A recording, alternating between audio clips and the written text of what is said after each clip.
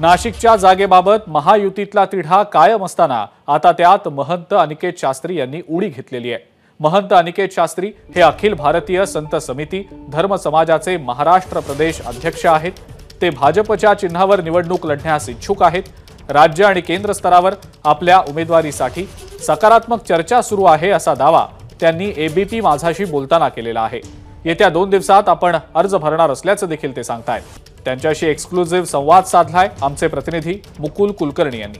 नाशिक लोकसभा मतदारसंघासाठी उमेदवारी अर्ज भरण्याची सुरुवात झालेली आहे, तरी देखील महायुतीचा अद्याप तिढा सुटलेला नाहीये।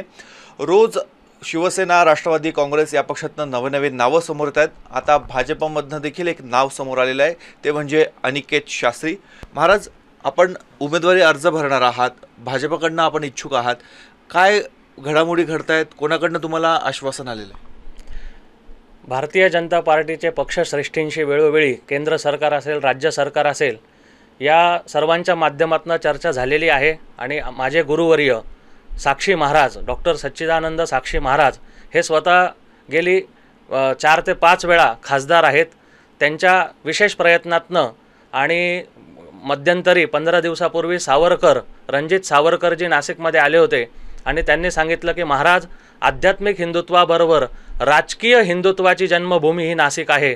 सावरकरांच्या विचारांचे आपण पाईक आहात, तर आपण पण या रिंगणामध्ये यायला पाहिजे। आपल्यासारखे व्यक्तिमत्व जर नाशिक लोकसभेला लाभले तर खऱ्या अर्थाने या भूमीचं सर्वांगीण विकास होऊ शकतो।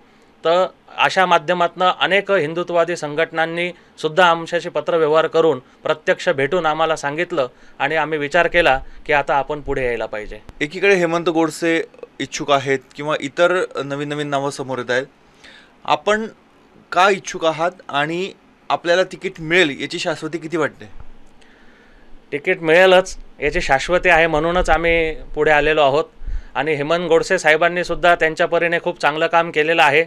त्यांना जर पुनश्च तिकीट मिळालं तरी आमची काही हरकत नाही, आमचा त्यांना पाठिंबा असेल। कारण की हा उमेदवार शिंदे गट किंवा बीजेपी नसून हा महायुतीचा उमेदवार असेल, त्यामुळे तिकीट कोणालाही मिळो, सर्वांनी त्याला साथ देणं गरजेचं आहे। आपल्याला उमेदवारी अर्ज भरण्यासाठी काही ग्रीन सिग्नल देण्यात आलेला आहे का? आपण जो अर्ज भरत आहात त्याच पार्श्वभूमीवर भरतायत का? होय, काल मी मुंबईला होतो। काल मध्यरात्री माझं नाशिकमध्ये आगमन झालं आणि दिल्लीवरून असेल किंवा मुंबईतून असेल, अनेक चर्चेअंती मला सांगण्यात आलेलं आहे की महाराजजी आपण तयारी करा, कारण की कोणत्याही क्षणी निर्णय येऊ शकतो।